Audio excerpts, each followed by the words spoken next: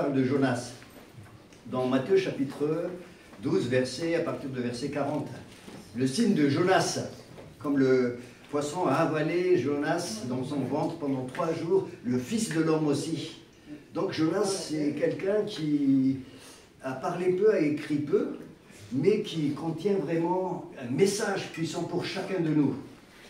Et Jonas est le seul prophète qui s'est adressé à une population étrangère en fait, la ville de Ninive. On ne voit pas ça dans l'Ancien Testament. C'est le seul endroit où Dieu envoie un prophète pour s'adresser à une population païenne.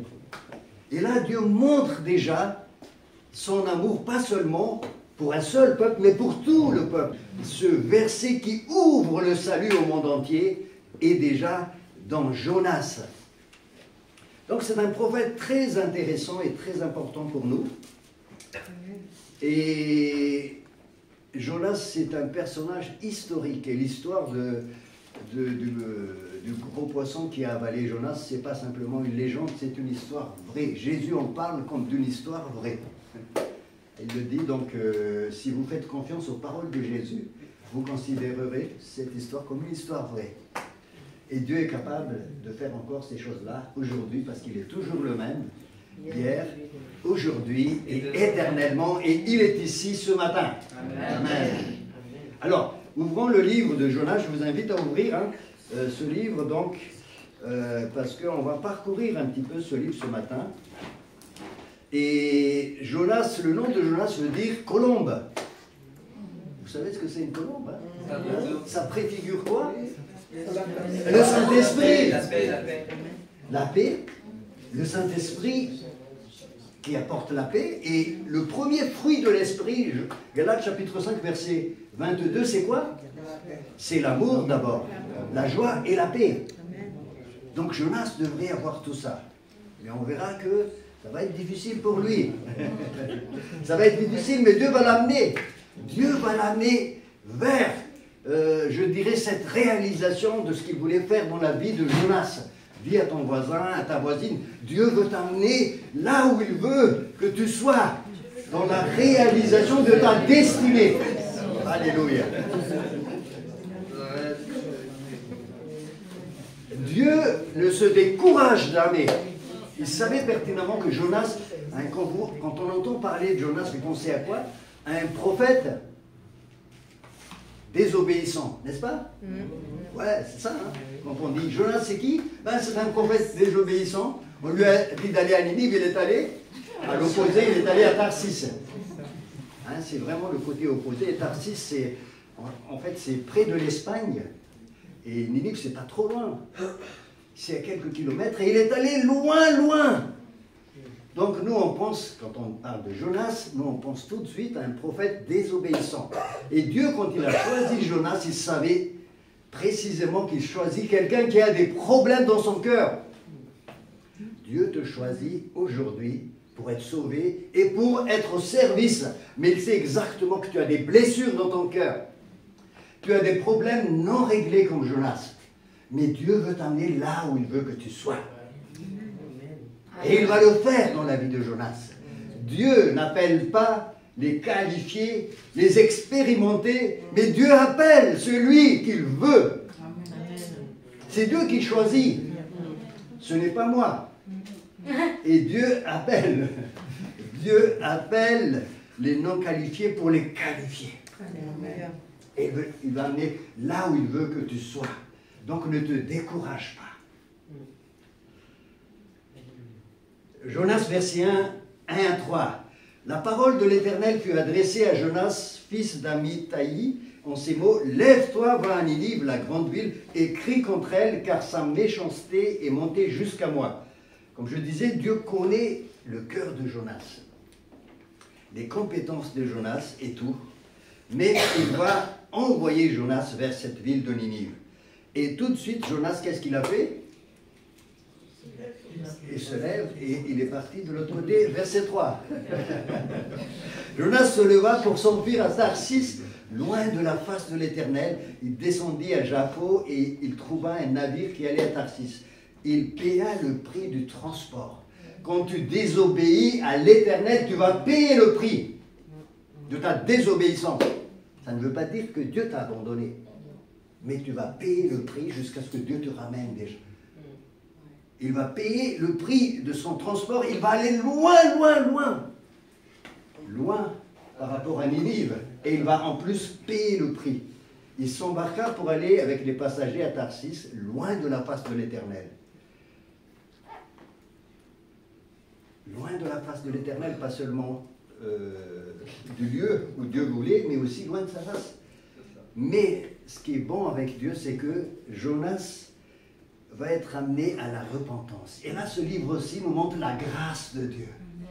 Hein, nous allons voir, vous allez voir, la grâce de Dieu va se manifester, mais d'une manière éclatante. Dieu veut manifester sa grâce dans ta vie aussi.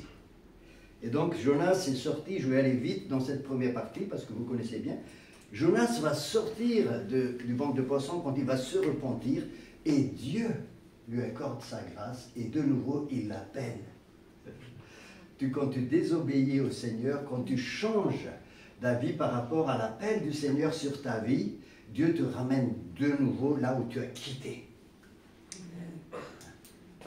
Comme je disais une fois dans une illustration, il disait, si tu vas vers Toulouse, moi j'avais l'habitude d'aller à Toulouse quand les enfants étaient plus jeunes, parce qu'on avait de la famille là-bas, et des fois je me trompais du chemin, je prenais une autre autoroute, et pour rattraper, qu'est-ce que je fais? Je descendais directement plus bas, toujours pour rattraper l'autoroute.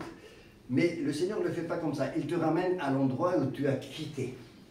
Parce que tu dois régler des affaires là. Le Seigneur ne dit pas aller prendre un raccourci et va là-bas comme ça ira plus vite, on gagne un petit peu de temps. Non, le Seigneur te ramène là où tu es parti. Parce que tu dois régler des choses à ce niveau-là. Et la repentance de Jonas, c'est que Dieu l'a de nouveau ramené là où il doit aller. Au chapitre 4, versets 1 à 2. Et en même temps, quand Dieu lui donne cet ordre, ça a révélé la blessure profonde de Jonas, parce que Dieu veut régler cette blessure pour l'amener plus loin, comme je vous ai dit au début. Versets 1 et 2 du chapitre 4. Quand Dieu lui dit, va de nouveau à Ninive, et quand il a vu que Ninive s'est repenti, qu'est-ce qui s'est passé dans le cœur de Jonas? Cela déplut fort à Jonas, il fut irrité, il implora l'Éternel et dit, ah Éternel, n'est-ce pas ce que je disais quand j'étais encore dans mon pays? C'est ce que je voulais prévenir en fuyant à Tarsis, car je savais que tu es un Dieu compatissant. En fait, Jonas savait que Dieu allait faire grâce. Et lui, il avait un gros problème dans son cœur par rapport aux Ninivites. Il ne voulait pas que les Ninives soient sauvés. Hein, c'est un problème grave. Pourquoi? Parce qu'il avait de l'amertume au fond de son cœur, et l'amertume est justifiée. C'est pas, il a inventé ça. Hein. Ninive, c'est une grande ville. C'est la capitale de la Syrie de l'époque. La Syrie, c'est un véritable empire qui va être remplacé par Babylone et après par l'Empire romain que vous connaissez, hein, au temps de Jésus. Mais la Syrie, c'était l'empire dominant, et la Syrie avait une hégémonie sur l'ensemble du territoire énorme. Et les Assyriens, c'était des gens pas de tout tendre. Hein, quand ils arrivent, ils vont exercer beaucoup de violence, des meurtres, une cruauté envers les peuples, une torture, beaucoup de brutalité.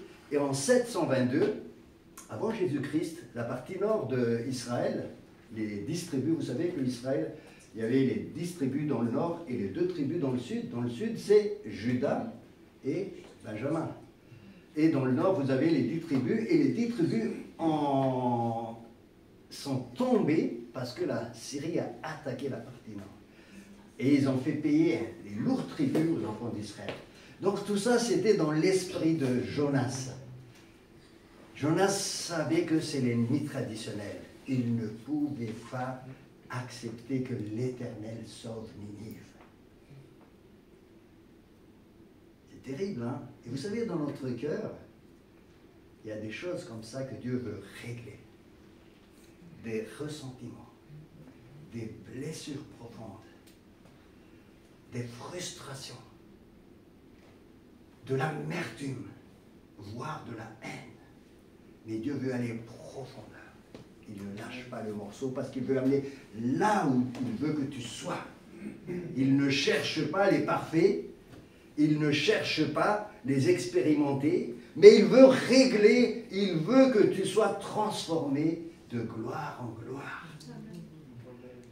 Et l'apôtre Paul dit dans Galates chapitre 4, verset 19, « Je souffre encore les douleurs de l'enfantement jusqu'à ce que Christ soit transformé en vous. » Le caractère de Christ en chacun de nous. Parce que quand il y a de l'amertume dans notre cœur, quand il y a du ressentiment, quand il y a de la haine, quand c'est très grave, ça bloque. Ça empêche la gloire de Dieu de venir sur notre vie. Ça empêche la puissance de Dieu, l'amour de Dieu, de réaliser son plan dans ta vie. Et Dieu veut réaliser son plan dans ta vie. Amen. Dieu veut que tu sois l'image de Christ dans le monde, des flambeaux, des lumières qui reflètent la gloire de Dieu. Et c'est pour cela que l'auteur de l'Épître aux Hébreux dit ceci dans Hébreux chapitre 12, verset 15. Hébreux 12, verset 15. Veillez à ce que nul ne se prive de la grâce de Dieu. Amen. Veillez, il faut faire attention. Parce que l'amertume peut te priver de la grâce de Dieu. À ce qu'aucune racine d'amertume poussant des rejetons ne produise du trouble et que plusieurs n'en soient infectés. L'amertume est toujours causée par une blessure, une frustration, une injustice que tu as subie et que tu dois gérer, que tu dois amener à la croix, que tu dois régler à la croix. Et cette amertume-là peut être un élément que le diable va utiliser pour que tu lises, en fait, que tu lises le fonctionnement, le cheminement de ta vie au travers de cette amertume. Comme a fait Jonas, il va lire la révélation de Dieu au travers de l'amertume qui était au fond de lui. C'était sa lecture. Et donc le Seigneur règle d'abord cette amertume, parce que l'amertume peut te priver de la grâce de Dieu. Et le plus grave aussi, il fait pousser des rejetons. Il y a un effet multiplicateur.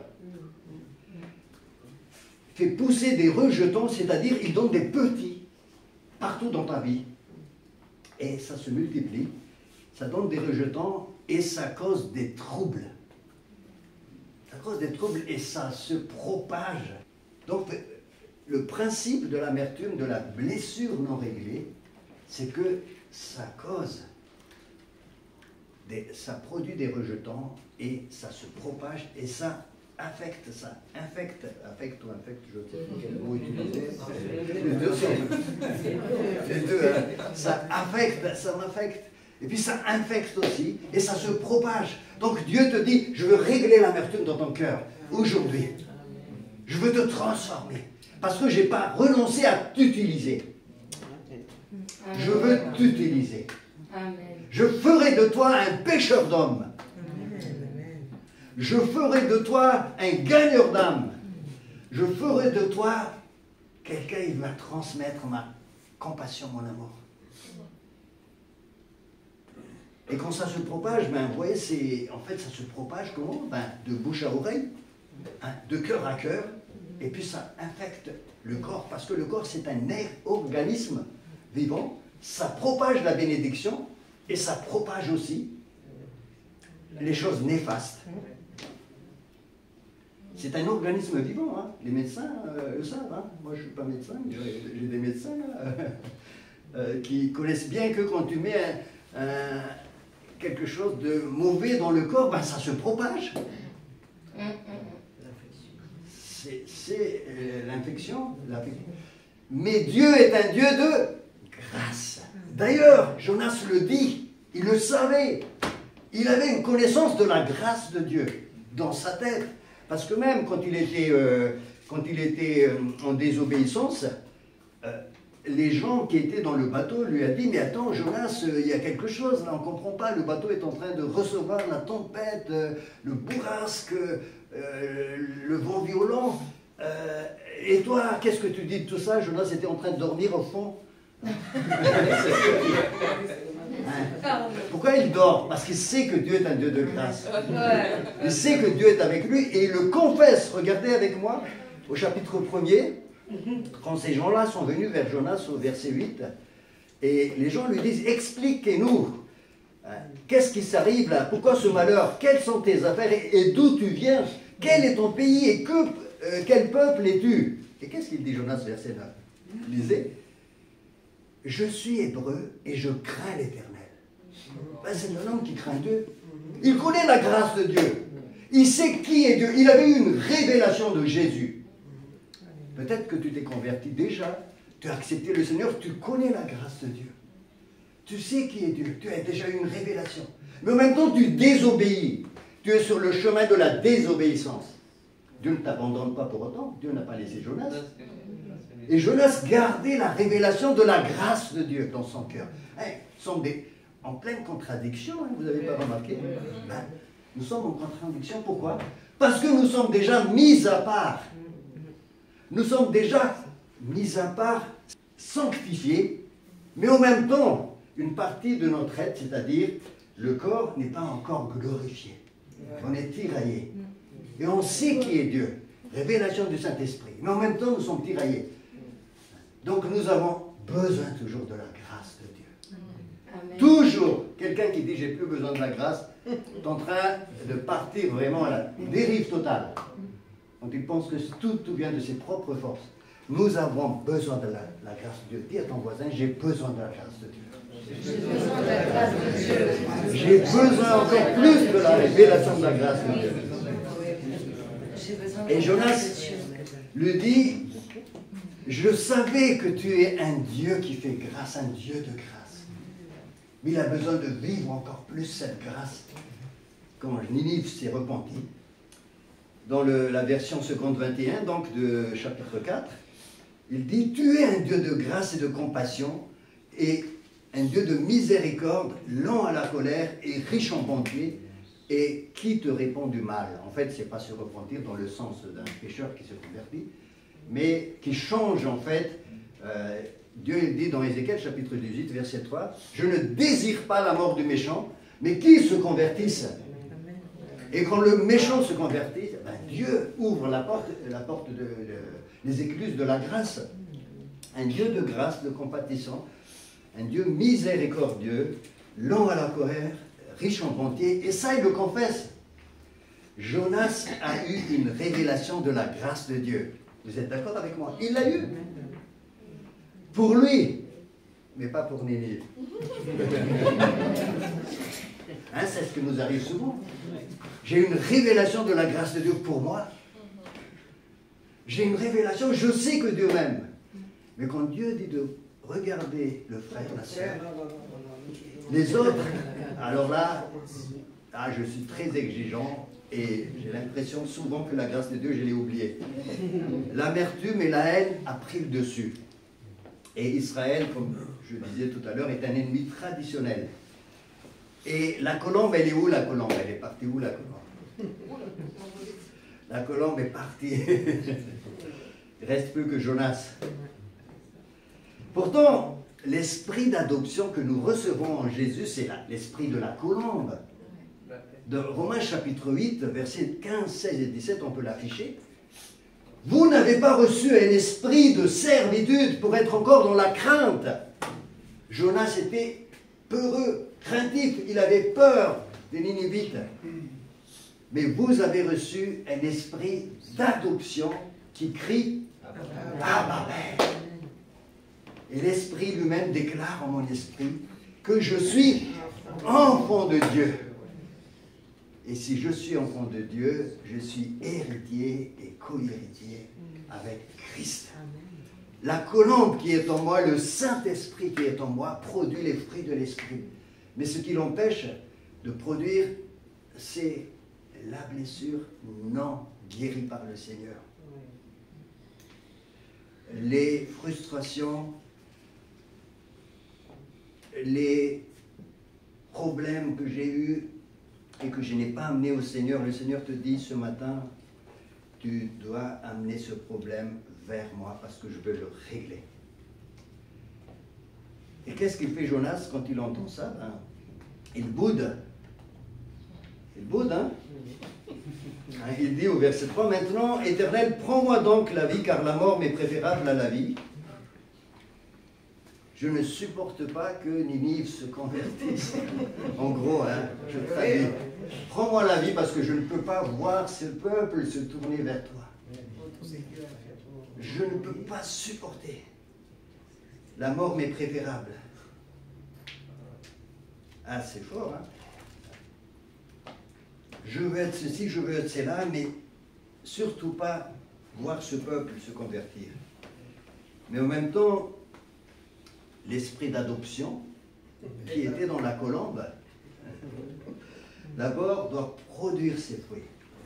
Le fruit est indivisible, hein, dans Galates, c'est au singulier. Galates 5, 22. Le fruit de l'esprit, c'est l'amour. Un Dieu d'amour compatissant, miséricordieux, lent à la colère. C'est ça le Dieu de la Bible. C'est ça notre Dieu. Et quand il vient en nous, même si nous résistons, il finit toujours par nous donner son amour. L'amour agapé, qui n'attend rien en retour, mais qui se livre totalement. D'abord l'amour et la joie. Si tu n'as pas la joie, ben, la colombe a du mal, hein? La colombe a du mal à briser toute carapace en toi si tu n'as pas la joie. Parce que, regarde Jonas, il était contrarié. Hein? Et je crois qu'il n'avait pas la joie. Il était plutôt malheureux. Alors que la Bible dit bien, dans Luc chapitre 15, que quand il y a un pécheur qui se tourne vers Dieu, dans le ciel, les anges font un grand concert. Et ce concert-là arrive dans nos cœurs. Ça vous est arrivé de voir quelqu'un se tourner vers le Seigneur? Quelle joie, hein, ceux qui font de l'évangélisation, moi, des fois quand on part à l'évangélisation, on va encore pas faire, mais une fois qu'on est là-bas, quand on a partagé la parole, on prie pour les gens sont touchés. Mais quelle joie, hein, est-ce que vous avez déjà vécu ça? Ça, c'est incroyable. La joie de voir les gens se tourner vers Dieu. Ninive se tourne, mais tourne Ninive vers Dieu. Et Jonas, il était dans la tristesse. Il était malheureux.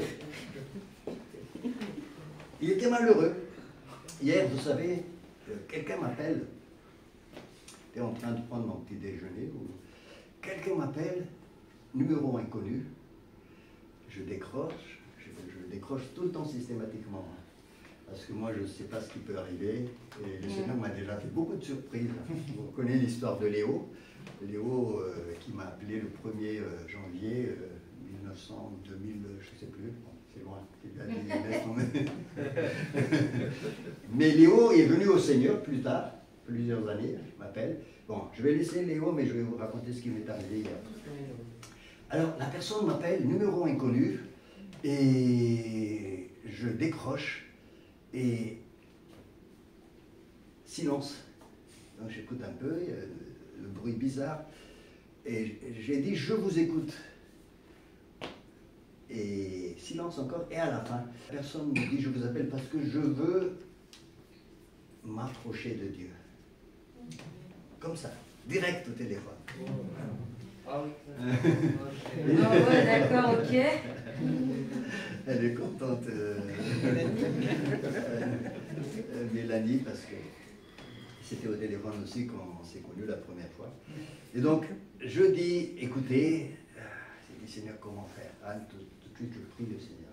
Je dis, aide-moi, Saint-Esprit. J'ai toutes les connaissances dans ma tête, mais je veux que tu m'aides. Donc, j'ai dit, c'est très simple, mais vous allez voir, vous allez le connaître tout de suite.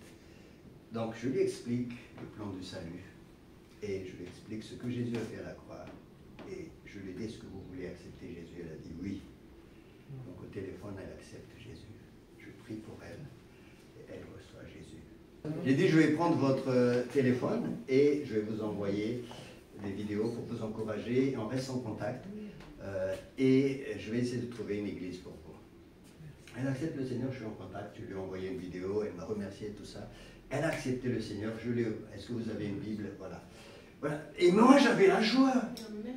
C'est incroyable.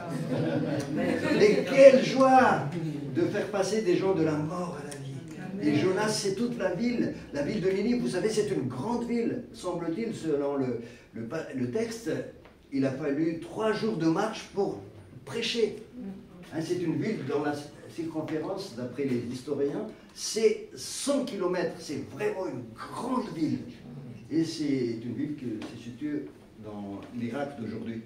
Mais Jonas n'avait plus ça parce qu'il y avait l'amertume qui prive Jonas de la grâce de Dieu. Alors qu'est-ce qu'il fait Jonas en premier? Il s'enfuit. Hein? Hein? Il se casse. Il prend la fuite, verset 4. Et il se met un petit peu à l'écart. Et l'Éternel lui dit, fais-tu bien de t'irriter? Dieu lui pose la question. Jonas ne répond pas. Dieu n'arrive pas encore à faire remonter le problème de Jonas. Parce que plus tard, il va répondre à cette question, fais-tu bien de t'irriter? Il va répondre, mais du tac au tac à Dieu. Et Dieu va toucher le problème. Elle va faire remonter les souillures qui sont au fond de l'eau. Vous vous rappelez de cette image? Hein? L'eau, tu as l'impression que c'est calme, mais il y a en fait des problèmes à régler. Jonas ne répond pas, et Dieu n'arrive pas encore à faire remonter, mais il va le faire. Et il va se mettre à l'écart, verset 5. Jonas sortit de la ville et s'assit à l'orient de la ville. Là, il se fit une cabane, il s'y tient à l'ombre, jusqu'à ce qu'il vit ce qui arriverait dans cette ville. Donc, tranquille, hein, comme ça, je ne me fais pas enquiquiner par ces Ninivites, je suis tranquille là, en paix, voilà, je ne veux plus être dérangé par les chrétiens, j'en ai jusque-là, je fais ma petite cabane, tranquille, je me protège. Hein, vous savez, on se protège quand on a une blessure, on ne veut pas que les gens touchent la blessure. On se protège et on crée un mur de protection, une cabane de protection. Et cette cabane-là, c'est un mur artificiel que le Seigneur va renverser pour te guérir. Un repli sur toi. Vous savez, quand on est blessé, 2 choses. On se replie comme ça, on crée une petite cabane, on se protège et on reste à l'écart. Je ne veux plus. Je me protège. Soit on sort sa flèche et on tire, on devient très agressif. Tac, tac, tac, tac. Ça, c'est les solutions qu'on a, mais Dieu veut guérir pour que ça devienne une cicatrice. Et quand on touche à une cicatrice, moi j'ai vu sur mon genou, c'était une blessure que j'ai eue il y a très longtemps quand j'avais 15 ans ou tout ça. La cicatrice est toujours là, mais tu peux toucher, tu peux frotter, ça ne me fait plus mal. C'est juste un souvenir. Et Dieu veut cicatriser ta blessure. Et donc, Jonas se protège. Je connais comme cette personne qui est venue chez nous à la maison une fois. Elle a vécu, elle a été abusée, une femme, par des hommes, et elle en avait tellement souffert, ce qui est justifié. Et qu'est-ce qu'elle a fait? Elle a dit, à partir de maintenant, j'ai plus de relation avec les hommes. Elle se protège, elle a coupé toute relation, et elle pensait que ça allait la protéger, mais en fait, quand on a discuté avec elle, elle nous a avoué ça, et quand on a dit, est-ce que tu as amené au Seigneur, c'est là qu'on sent qu'elle n'a jamais vraiment amené au Seigneur pour être délivrée, parce que ses rapports avec l'homme ne doivent pas changer. C'est pas comme ça qu'elle va être guérie, mais en recevant la guérison du Seigneur. Le Seigneur, ce jour-là, l'a restaurée. Elle a fait un vœu dans son cœur que jamais plus j'aurai de relation avec les hommes, de relation même amicale, vous voyez. Ça, c'est son mur à elle. Je ne sais pas si vous avez fait de vœux dans votre cœur. Vous savez, les vœux, ça lie. À cause d'une blessure, jamais plus, le jamais plus, tu quittes le jamais plus, tu dis, Seigneur, transforme-moi. Le jamais plus que tu as créé, c'est des murs dans ton cœur. Tu as besoin d'une guérison du Seigneur. Amen. Dieu veut te guérir. Dieu veut te restaurer. Dieu veut donner son regard sur toi, à toi-même, et son regard sur les autres, à toi-même aussi. Le regard de Dieu sur toi, ton rapport à ton voisin, ton rapport à ta voisine, et ton rapport à toi-même. Dieu veut renverser ce mur de protection de Jonas. Alors qu'est-ce qu'il a fait? Verset 6, l'Éternel Dieu fit croître un ricin qui s'éleva au-dessus de Jonas pour donner de l'ambre sur sa tête et lui ôter son irritation. Pour lui ôter son irritation, Jonas éprouva une grande joie à cause de ce ricin, une grande joie à cause du ricin, mais en fait, quand on regarde bien, c'est à cause de son confort qu'il est content. Hein. Il était bien, hein? Bah oui, il était bien, il y avait la chaleur, il y avait tout ça, et lui, il était dans son confort. Waouh, merci Seigneur, quelle bénédiction d'être avec toi. Bien sûr, que Dieu était un Dieu qui nous aime, qui nous bénit. Mais au verset 7, le lendemain à l'aurore, Dieu fit venir un ver qui piqua le ricin, et le ricin sécha. Au lever du soleil, Dieu fit souffler un vent chaud d'Orient, et le soleil frappa la tête de Jonas au point qu'il tomba en défaillance. Et il demanda de nouveau la mort. Cette fois-ci, pas pour Ninive. Au départ, c'était Ninive, je ne supporte pas Ninive. Je ne veux plus entendre parler, je veux changer d'endroit, je veux changer de lieu. Mais cette fois-ci, c'est mon confort. Il demanda la mort. Au verset 8, la mort m'est préférable à la vie. C'est la deuxième épreuve de Jonas. Mais là, c'est de taille. Dieu va traiter le problème en profondeur. Son confort maintenant est impliqué. Quand le confort, mon confort, tu touches à ça, ben... Là, il n'y a pas question. Il n'y a pas question de toucher à ça. Vous savez, il y a beaucoup de gens aussi qui acceptent l'enseignement dans leur tête. Et des fois, on a du mal, ils ont du mal à accepter pour leur vie, un peu comme Jonas ici. Et qu'est-ce que Dieu fait? Ben, Dieu leur fait passer par une expérience. Je le disais à Sylvia, souvent j'ai dit, laisse. Si les paroles n'enseignent pas, l'expérience enseigne. Amen, amen, amen, amen, amen. Mais l'expérience, ça risque de durer un peu plus longtemps. Ça risque de durer un peu plus longtemps. Ce n'est pas grave. Dieu est un Dieu patient. Dieu est un Dieu miséricordieux, lent à la colère, et il attend. Hein? Les Corinthiens, il y a certains qui sont encore au lait, au bout de 10 ans, l'apôtre Paul le dit, vous devez être déjà à la nourriture solide, mais vous êtes toujours au lait. Certains sont, comme l'apôtre Paul le dit dans Romains chapitre 15, il y a des chrétiens qui sont forts, d'autres qui sont faibles, et Dieu est avec tout le monde, et Dieu aime tout le monde, et Dieu change tout le monde. On a tous, chacun, une relation avec Dieu. Et Dieu nous fait passer par des épreuves pour nous transformer. Et Dieu dit à Jonas une deuxième fois, fais-tu bien de t'irriter à cause du ricin? Et qu'est-ce que Jonas répondit? Je fais bien de m'irriter jusqu'à la mort. Oh, je vais lui faire connaître ce que... Ah, ça vous est déjà arrivé? Allez, tu me cherches, ben, tu verras qui suis-je. Je vais lui dire les 4 vérités. Oui, je vais bien de m'irriter. Attends, c'est moi qui ai visé, c'est ma santé. J'ai même entendu des gens qui veulent aller en justice, au lieu de régler les choses entre chrétiens. Ah, je vais les faire connaître, moi. C'est Ninivite. À la limite, je m'en fous, mais moi, si tu touches à moi, moi, je veux régler les problèmes. Oui, je veux bien faire ceci, faire cela, mais quand c'est mes droits, non. Et l'Éternel lui dit simplement, verset 10, « Tu as pitié du ricin, qui ne t'a coûté aucune peine, et que tu n'as pas fait croître, qui est né dans une nuit et qui a péri dans une nuit. » Dieu ne lui a même pas dit de toi, tu as pitié de toi, mais en fait c'est de lui qu'il a pitié. Dieu diplomate, il a dit c'est de ricin, mais enfant, c'est de lui, le ricin.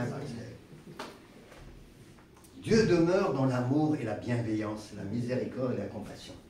Et au verset 11, moi je n'aurai pas pitié de Ninive, la grande ville dans laquelle se trouvent plus de 120 000 hommes qui ne savent ni distinguer leur droite de leur gauche, qui ne savent distinguer leur droite de leur gauche. Savoir distinguer leur droite de leur gauche, c'est vraiment des gens, je dirais, perdus, quoi. Mais Dieu aime les Ninivites. Dieu les aime. Et Dieu veut mettre cet amour aussi en eux. Vous savez, il y a beaucoup de conflits dans le monde actuellement. On vit des conflits au Moyen-Orient. C'est vrai que c'est très sensible à nos cœurs, tout ça.